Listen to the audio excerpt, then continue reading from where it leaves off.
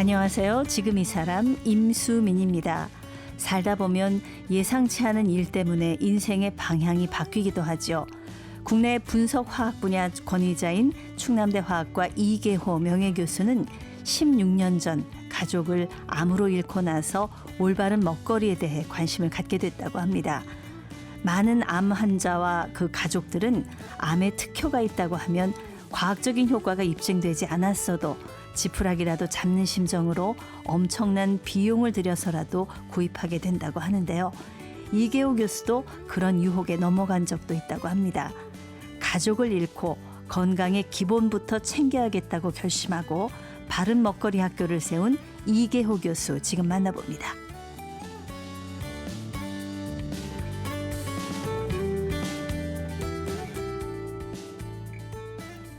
네, 충북 옥천에서 오셨습니다.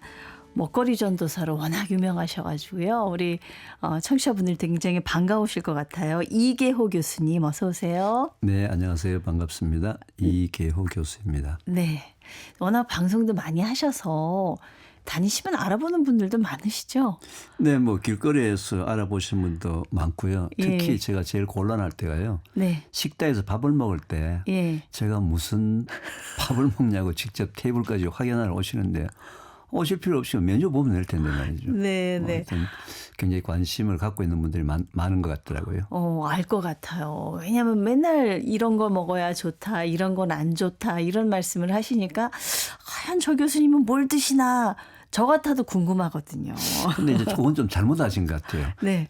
보통 보면요, 제가 굉장히 음식에 대해서 까다로울 것 같지 않습니까? 아니에요. 예. 음식은 굉장히 자유스럽게 먹어야 되거든요. 아. 대신 이제 나쁘다고 얘기하는 부분들을 과량 장기간 먹으면 문제가 생기지 조금 먹는 건 전혀 문제 없으니까 안심하고 드셔도 좋습니다. 아, 실제로는 그렇게 많이 가리시는 분이 아니시군요. 네, 저는 아무거나 다 잘 먹습니다. 네. 저는 라면도 먹습니다. 아, 진짜요? 아니, 왜 깜짝 놀라세요? 사람들이 잘못 알고 네네. 있는 게요. 라면을 너무 많이 먹어서 그런 거예요. 아. 그죠? 아침, 점심, 저녁 뭐 들고 다니면서 컵라면 먹죠. 뭐 시간 없다고 먹죠. 하여튼 너무 많이 먹기 때문에 그런 것이지. 예. 간혹 뭐 갈 때 한 컵씩 이렇게 먹으면 괜찮죠. 그럼 뭐 술도 가끔 먹으면 괜찮나요? 예, 하여튼 과량 장기간 아니면 괜찮습니다. 네. 사실 지금 교수님께서 옥천에서 오셨다는 말씀을 드렸는데 거기에 2010년에 태초 먹거리 학교를 세우셨단 말이에요. 좀 뭐 아는 분들도 계시겠습니다만 이게 어떤 곳인지 좀 소개를 해 주시죠.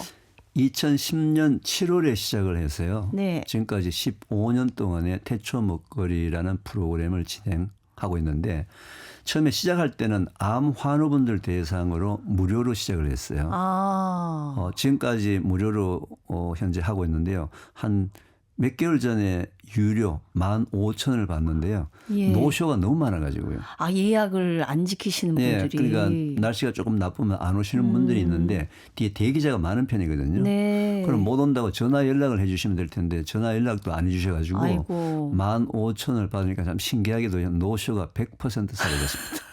그래서 뭐 공짜가 좋은 건 아니구나. 아, 그러네요. 네. 이제 암 환우분들을 대상으로 이제 15년 전에 시작을 할 때는요. 네. 저희 가정에 어떤 이제 아픔이 있었어요. 네. 그 아픔을 겪으면서 우리가 실수를 너무 많이 했고 예. 시행착오를 너무 많이 했는데 지나놓고 보니까 주위에 있는 거의 대부분의 암 환우들이 우리 가정이 겪고 있던 똑같은 시행착오를 반복하더라고요. 네. 그래서 최소한 우리 가정이 겪었던 시행착오는 반복하지 않았으면 좋겠다라는 차원에서 이제 프로그램을 시작했는데 두 가지예요. 첫째는 발병 원인을 찾아드리는 것.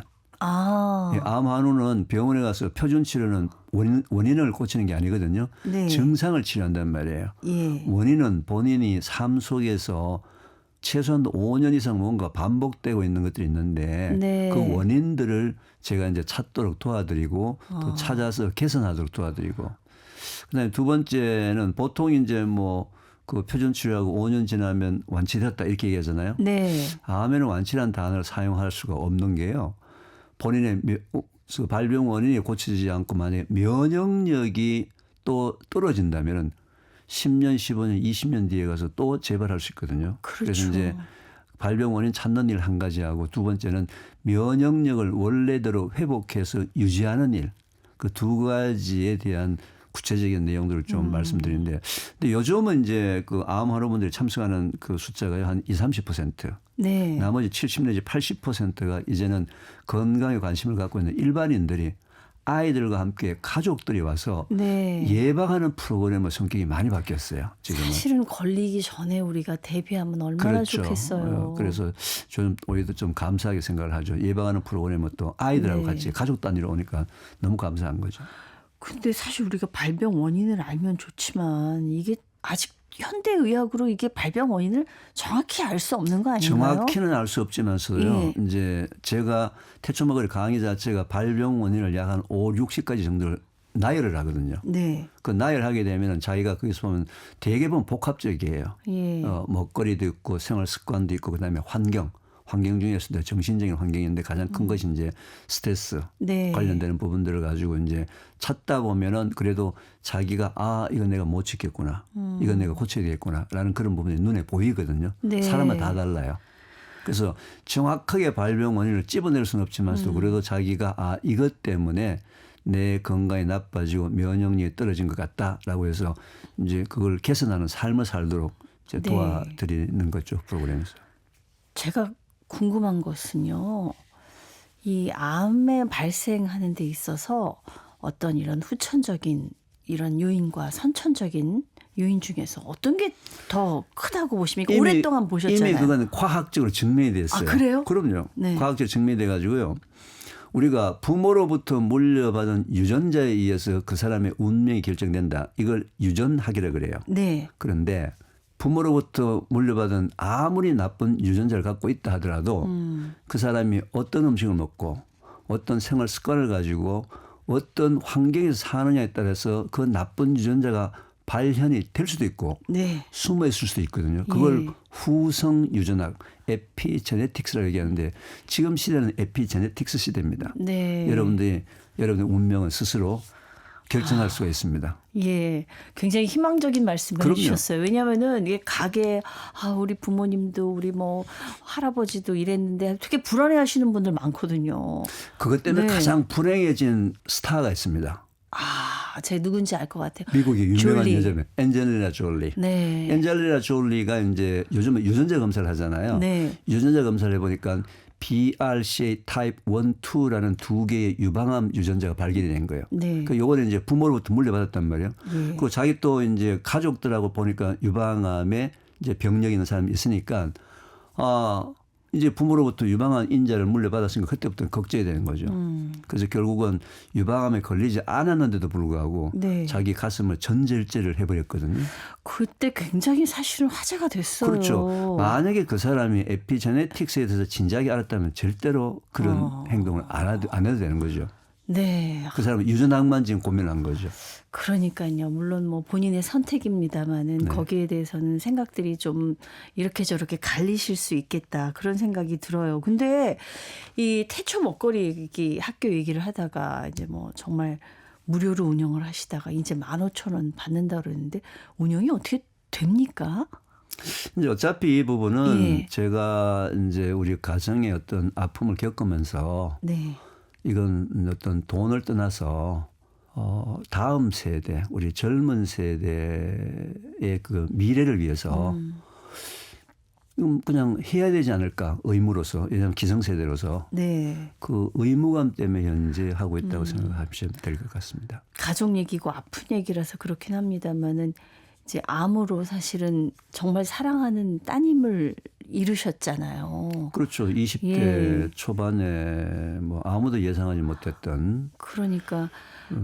그 얘기는 시간이 좀 지났어도 다시 꺼내는 게 굉장히 좀 아픈 얘기일 것 같은데. 가급적이면 안 꺼내려고 해요. 왜냐하면 꺼내게 예. 되면 자꾸 이제 또 옛날 생각이 나서 또 한 1, 2주는 또 가슴이 아파요.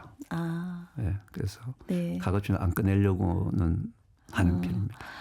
근데 이렇게 먹거리 학교를 세우고 많은 분들의 건강을 살피게 된 게 왜냐면 따님이 좀 차도가 있다가 다시 좀 악화된 것이 좀 이런 것들을 잘 제대로 케어하지 못했기 때문이다 이렇게 판단을 하셨나 봐요. 네, 이제 우리 가정이 겪었던 가장 큰 시행착오 중에 한 가지는요. 네. 걔가 이제 대학교 4학년이었어요. 예. 4학년 졸업반인데 이제 수술을 마치고 아주 초기였거든요. 네. 아주 초기 그 유방암 1기 초기 있기 때문에 뭐 수술도 너무 쉽게 됐고요. 예. 많은 분들이 관심을 가져주셔가지고 잘 치료가 됐죠. 이제 4학년인데 이제 복학을 이제 할까 말까. 네. 이제 담당 의사 선생님에게 이제 상담을 했더니 전혀 문제 없다. 복학해라.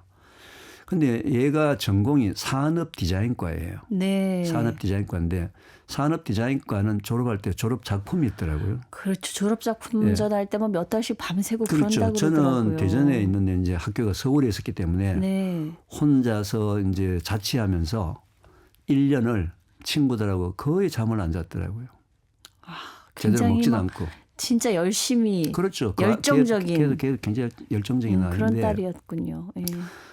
1년 동안을 거의 그냥 뭐 다른 친구가 똑같이 잠도 안 자고 제대로 먹지도 않고 했던 부분인데 결국 그 표준 치료하는 동안에 모든 암 환우들의 면역력이 떨어지거든요. 네. 그럼 면역력이 회복되고 난 다음에 정상생활을 해야 되는데 면역력이 회복되기 전에 네. 다시 이제 그 졸업 4학년 학생으로 돌아가서 1년간을 그 생활을 했으니까 누가 그 좀 면역력 회복되고 난 다음에 하라고 뭐 휴학하고 난 다음에 복학을 뭐 1, 2년 늦게 해야 된다 이런 얘기를 누가 그 간단한 얘기를 못 해줘가지고 예. 그 얘기 하나 때문에 결국 이 아이를 놓쳤거든요. 네. 놓쳤는데 지나놓고 보니까 말이죠. 주위에 그런 사람이 한두 명이 아니에요. 너무 많은 사람들이 똑같은 시행착오. 다 낫다고 생각을 하는 거죠. 예를 들면 이제 29살짜리 어떤 여자아이가 가벼운 식도암이에요. 굉장히 걔도 이제 가벼운 식도암이라서 식도암을 이제 그 수술하고 난 다음에 기분이 너무 좋잖아요. 외국에 친구한테 놀러 간 거예요. 네. 면역력이 회복되기 전에는 절대로 시차가 바뀌는 비행기 여행을 하면 안 되거든요. 시차가 바뀌는. 네. 아무리 건강한 사람도 시차가 바뀌면 뭐 변비도 생기고 좀 몸이 안 좋잖아요. 근데 이 친구가 자기 외국인 친구한테 놀러 갔다가 돌아오자마자 바로 위쪽으로 그냥 바로 즉각 전이가 일어나가지고 네. 누가 왜 그 면역력 회복되고 난 다음에 친구한테 외국에 놀러 가라는 그 말 한마디 안 했던 것 때문에 네. 그 여자아이도 운명이 바뀐 거거든요. 예. 그런 사람들이 지금 너무 많아요. 한두 명이 아니에요. 그래서 교수님이 이렇게 전도사가 되시다시피 하셔서 이런 환우들을 위해서 또 보통 분들의 건강을 지키기 위해서 오랫동안 애를 많이 써오신 것 같아요. 네, 그런 편이죠. 네. 네, 그러니까 사실은 뭐 개인적인 얘기를 하자면 저도 저희 어머님이 유방암 수술을 2번이나 하셨기 때문에 굉장히 불안한 마음이 사실 저도 있어요. 그래서 오늘 교수님 말씀을 더 잘 들어야겠다 이런 생각을 해봅니다. 사실은 교수님은 그 화학자시잖아요. 네. 그렇죠. 그 중에서도 분석화학 쪽에 국내 권위자이신데 이 분석화학이라는 게 원래 어떤 거를 연구하는 그런 학문인가요? 지금 눈에 보이는 거 있죠. 네네. 걸어 다니면서 눈에 보이는 거 있죠. 네. 마트에 가서 눈에 보이는 거 있죠. 다 분석을 합니다. 이게 모든 무엇으로 구성이 되어 있느냐. 모든 물질. 모든 물질. 네네. 이 지구상에 존재하는 모든 물질을 다 화학적으로 분석을 해서 거기는 무슨 성분이 포함되어 있다. 네. 또 이제 그게 이제 음식적으로 응용이 되게 되면 음식 쪽에는 어떤 영양 성분이 포함되어 있고 또 어떤 유해 물질도 포함되어 있다. 예. 그래서 좋은 거 나쁜 거 했던 그 어떤 물질을 이루고 있는 모든 화학적 성분을 전부 다 분석하는 거예요.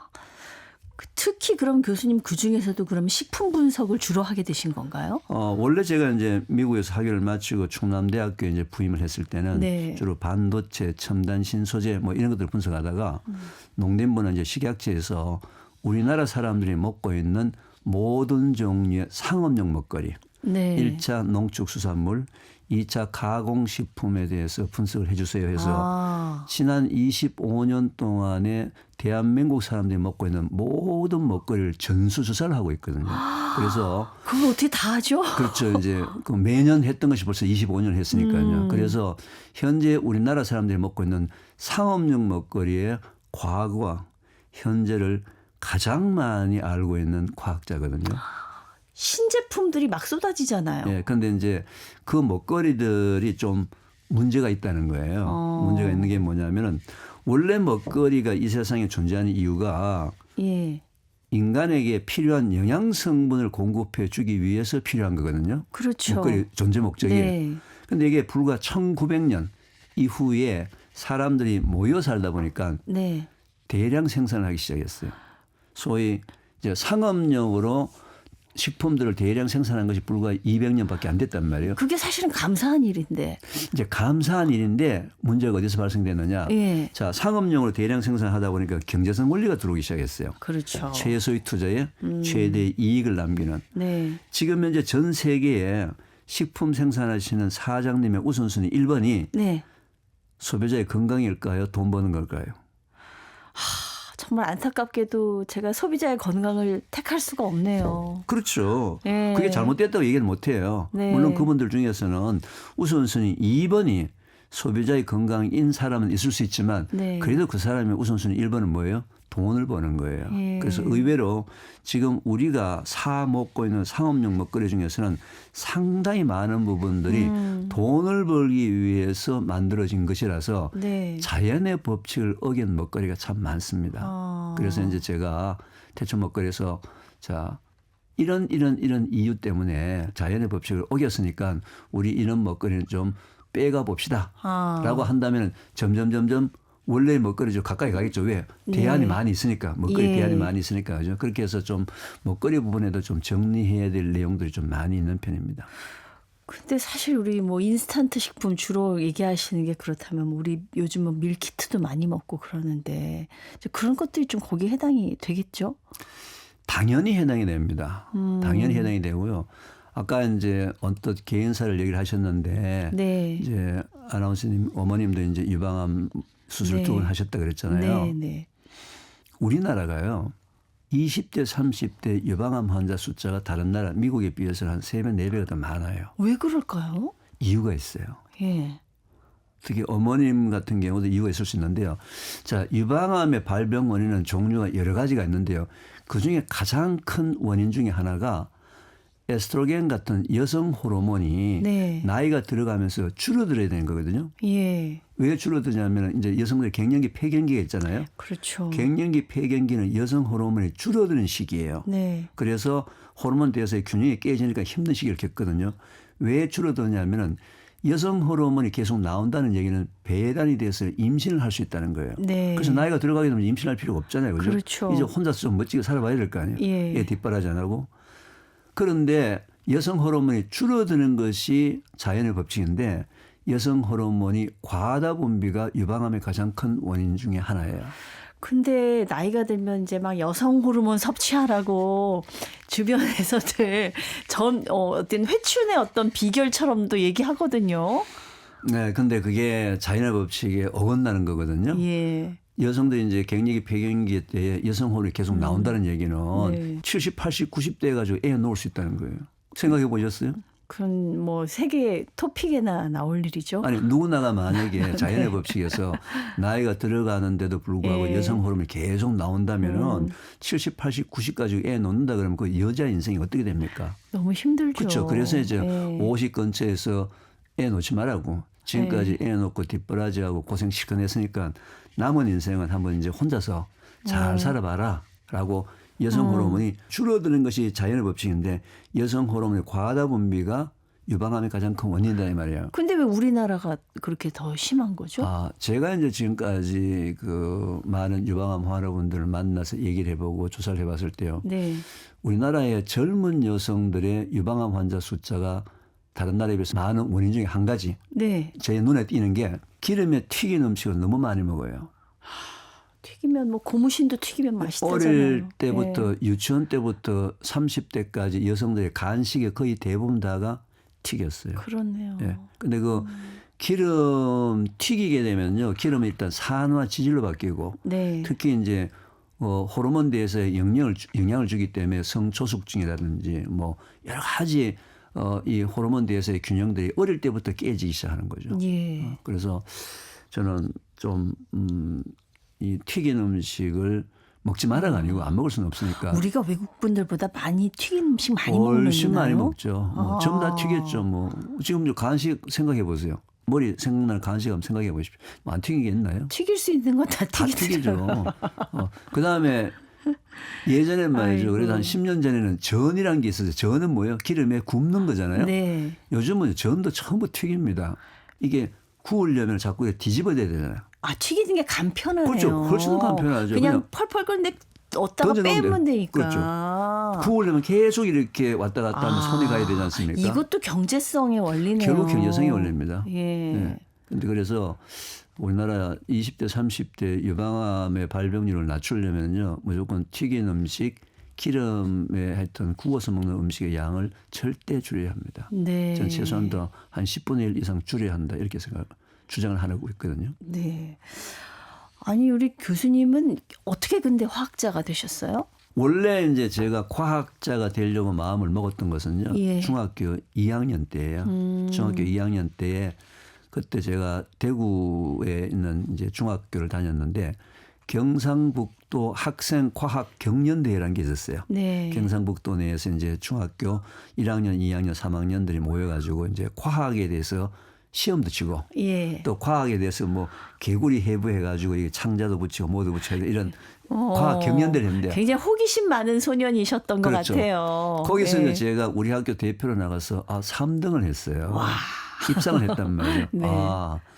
나는 과학자구나. 그래서 중학교 2학년 때부터 과학자가 되어야 되겠다라고 아주 그때부터 결심을 했죠. 아, 그래서 그냥 그 길로 쭉 탄탄대로로 그냥 쭉 오신 거예요? 뭐 탄탄대로를 왔다기보다는 하여튼 중간에 좀 우여곡절이 좀 있었지만 그래도 과학자가 된 거죠, 결국. 그래도 그 시절에 그 유학까지 갔다 오셨을 정도면은 조금 사는 형편이 어느 정도 넉넉해야 유학도 다녀올 수 있고 그런 거 아닌가요? 그건 아니에요. 그건 아니고요. 참 재밌게도 제가 미국을 1981년도에 갔어요. 네. 지금도 마찬가지인데요. 지금 벌써 그러니까 세월이 40몇 년이 지났지 않습니까? 네. 45년 정도 됐죠. 미국 대학교는요. 화학과 학생은 그때도 그렇고 지금도 그렇고 박사과정에 있는 동안에는 등록금이 면제입니다. 화학과 학생만 수업료를 내지 않고 지금도 한 달에 월급을 한 300만 원 정도를 받아요. 이게 무슨 국가 기관 산업에 들어가나요? 아니 그게 아니고요.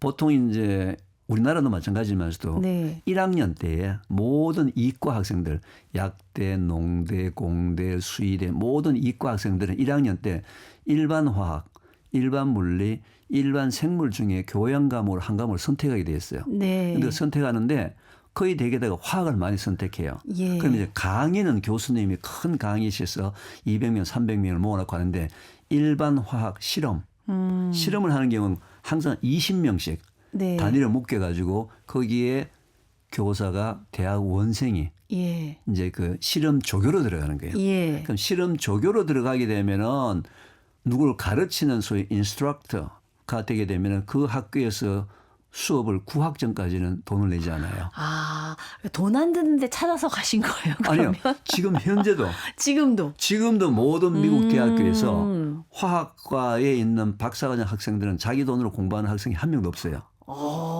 다 그래요. 경쟁이 치열하겠는데요? 경쟁이 치열한데 들어갈 때 필요한 서류는요. 자기 4년 동안의 학점 네. 그리고 영어 성적, 토플 예, 그게 다예요. 그래서 지금도 한국에서 대학교에서 또는 연구소에서 미국에서 캐나다에서 박사학위 화학과 하신 분은 자기 돈 내고 공부한 사람이 한 명도 없습니다. 그래서 지금도 혹시 아이들이 이제 이과 뭐 화학 이런 데 관심이 있다 하게 되면 부모님 돈 1원도 없이 미국 유학을 보낼 수가 있습니다.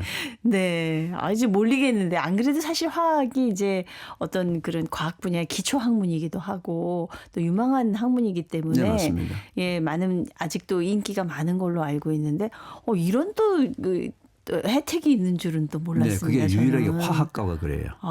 왜냐하면 예. 일반 화학과 일반 화학 실험을 선택해서 신청하는 학생 숫자가 너무 많은 거예요. 네. 그러니까 항상 대학원생이 실험 조교를 할 수밖에 없잖아요. 예, 그런저런 이유로 화학을 전공 학문으로 택하셨지만은 하고 보니까 내가 잘한 것 같다 이런 생각이 드시는지요? 지금 그렇죠. 살아오면서. 제가 지금 예. 만약에 화학 중에서도 분석화학을 하지 않았다면 태초 먹거리라는 프로그램을 좀 더 합리적으로 과학적으로 많은 사람들한테 이렇게 설득력 있게 얘기하지 못했을 거예요. 네. 안 그러면 그냥 전부 다 뭐 카드라 이제 카드라 정보고요. 그렇죠. 예. 좀 이제 논리적으로 합리적으로 설명을 하다 보니까 조금 많은 분들이 이해가 쉬워져서 태초 먹거리가 좀 더 많은 사람한테 이렇게 전파가 되지 않았나 그렇게 생각합니다. 어떻게 보면은 운명같이 이런 모든 게 맞물려 들어가는 게 아닌가. 이계호 교수님 말씀 듣다 보니까 그런 생각이 들어요. 이게 화학 분야 중에서도 분석화학을 전공하신 것도 그렇고 어떤 가족의 아픈 사연으로 인해서 이 전공하고 내가 좀 가고자 하는 분야를 접목시켜서 지금 한 길을 쭉 걷고 계신 거잖아요. 그렇죠. 예. 예, 제가 제 전공과 관련되는 일들을 지금 계속 진행하고 있는 것에 대해서는 대단히 감사하게 생각하죠. 네, 네. 처음에 이 태초 먹거리 학교를 세우겠다라고 결심을 하시고 이게 이게 쉽고 만만한 일은 아니었을 것 같다는 생각이 드는데 어떻게 시작을 하셨습니까? 그렇죠. 그 아이를 보내고 좀 이제 정신을 차려서 네. 주위를 보니까 아까 말씀드린 대로 우리 가정과 똑같은 시행착오, 실수를 반복하고 있는 사람들이 있어서 안 되겠다 해서 그때 제가 돈을 뭐 그렇게 많이 있을 때도 아닌데 하여튼이 암 환우분들을 위해서 뭔가 알려야 되겠다 해서 그 옥천이라는 데를 이제 찾아서 들어가서 제가 네. 직접 집을 지었어요. 거의 뭐 굉장히 예쁘게 지으셨다 네. 그러던데요. 왜냐하면은 아무래도 이제 그 암 환우분들이 와서 처음에 좀 정신적으로 예. 평안함을 좀 느끼게 하려고 상당히 신경을 많이 써서 지었어요. 제가 직접 재료 전부 하나하나 손으로 사서 네. 갖고 와서 뭐 같이 그 당시에 건축업자하고 같이 이제 막 건축도 하기도 하고 뭐 해서 거기서 그래도 상당히 많은 사람들이 오고 가고 한 그런 그 장소가 됐죠. 네, 네. 정말 절박한 분들이 많이 그곳을 거쳐 가셨을 것 같습니다. 이 태초 먹거리 학교에서는 과연 또 어떤 내용들을 배우시는지 또 우리 건강하게 살려면 우리가 어떤 것들 또 유념하면 좋은지 그런 얘기들 교수님께 더 듣고 싶은데 오늘 시간이 지금 다 흘러서 다음 시간에 한 번 더 모시고 얘기를 좀 들었으면 좋겠습니다. 네, 알겠습니다. 네, 감사합니다. 네, 감사합니다. 네, 충남대 화학과 명예교수이자 태초 먹거리 학교를 설립한 이계호 교수였습니다.